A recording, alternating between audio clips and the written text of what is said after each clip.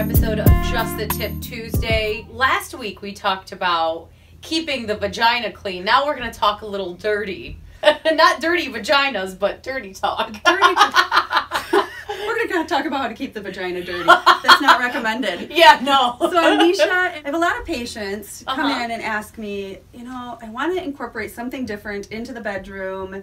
We've been married however long, 20 years. I've been in a monogamous relationship, and I want to spice it up a little bit. But it's amazing how they're more comfortable talking to a stranger, really, than they are to their own partner. So we're scared. Yeah. We're scared to be stupid at sex and to not know what someone wants. We don't want to offend our partner. We don't want to ask them something that they are going to recoil from, right? And say, you want to do what? I've been married to you for this long, and that's been in you, so everybody's scared of that reaction. Sex is actually more about communication than it is about the genitals. It's definitely the communication that makes it work, that makes it keep going, that keeps it lively over the years.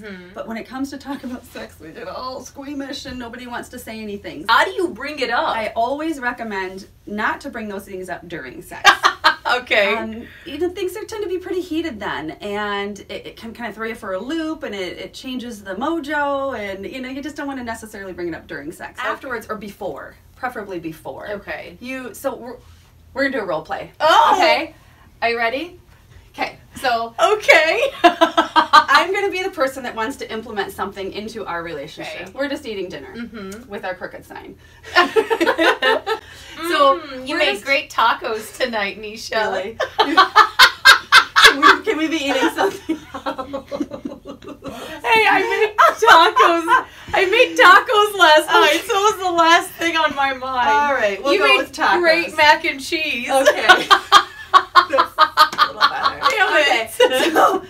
So, hey babe, I'd like to talk to you about something about sex. Is that okay? Okay. So I've been thinking, and maybe even called a fantasy. I've been kind of wondering what it would feel like if you blindfolded me during sex. I don't know if I'd like it or not, but is that something you might be willing to try with me? Oh, hold on. Oh my gosh, she's got a blindfold. This is career hazard. Like, you don't go into the sex medicine PA's purse or drawers. Yeah, right. There's all sorts of stuff in there. But I kind of came across this the other day, and I've just been thinking about it, and maybe I wouldn't like it. I don't know, but how would you know unless we try it? That's it. You kind of ask permission. You say, I've been thinking about this for a while. I don't know how I feel about it yet, because you really don't. If you haven't tried something, you might know that you want to try it, but you don't know how much you're going to like it. Well, what if my reaction, you bring this up and I say, I don't know if I feel really comfortable with that. That's a good point. So let's do that. Okay. So I was kind of thinking you could pinch my nipples during sex. And I don't know if I'll like it or not, but what do you think? Do you think you could try it? That makes me feel a little uncomfortable. I get that, because you never want to hurt me, and I totally understand that. Would you feel comfortable if I pinched my own nipples during sex, just to feel what that sensation would feel like? Sure.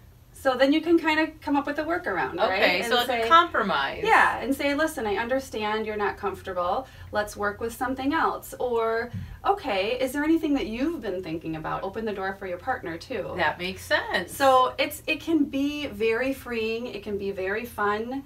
Imagine the fun you could have if you just broach the conversation once. But do it in a calm, relaxed, don't do it in a busy restaurant, or something that might be embarrassing. So like maybe you guys are both driving or soming, or maybe you're not while driving either. Really? How come? Well, you don't want them to. What? Yeah, maybe not. So probably at home. Does that mean you shouldn't surprise them with Roadhead? I don't know too many people that'd be too disappointed with that. I'm being totally inappropriate right now. But you opened the doors, Nisha. I did. I opened every door. This is communication. Now I'm communicating. That's not communicating. That's just like going down for it. That's just going big. What about like dirty talk? So again, if you're in a long-term relationship, that would be something like, hey, can we try to use some different language during this? Again, I don't know how I'll feel about it. Maybe the word boobs is like never said by you or your partner, and that's dirty talk to you. Okay. And so it's whatever it is to you, right? So you can maybe say, hey, I just want you to say that you want to grab my boobs and twist them or something. I don't know. Yeah, if we were in 4th grade. Right. Okay, no shaming here. You're really making me work for this one. You wanted to role play. I did. You're throwing me off. This is good. So okay, so then we use dirtier words, but I just don't know what I can say on video. So, but you know, you use the verbiage that you want and say, maybe, is it okay if I try some words that just come to me in the moment? I can't think of what options I want to try right now, but is it okay if I try them? And if neither one of us are feeling it, maybe we have a sign. You know, if you're in a consensual episode with your partner, then probably don't use the word no during sex. Or, I don't like that. We try to keep negative terms. So maybe like in the moment. Do this instead. Exactly. Or if you give your partner permission to say a word and it kind of turns you off, hold on to that. Talk about it afterwards when you're having your post-coital snuggle and cigarette or whatever you're doing. You know, sit there and say, hey, how did you feel about that?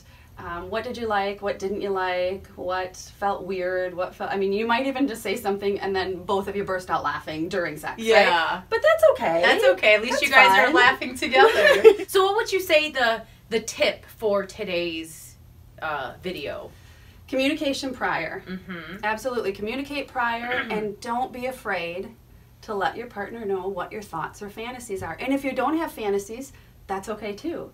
But maybe there's still something that you want to bring into the relationship, and find the right place, the right time, and talk to your partner about it, because the worst that can happen is your partner says, I'm not comfortable with that, and you say, okay. Yeah. You know, so that's the worst, right? Exactly. So you got nothing to lose, especially when you're in a long-term relationship. So much to gain. You want to keep things spicy, if you will. Right. You want to keep things fresh so you're not monotonous. You want your wants and needs met. With that partner. So, communication. Everything always goes back to communication. Because I like to talk. Yeah. You don't say. We both do. So there it is. All right. Thank you so much. Thank you.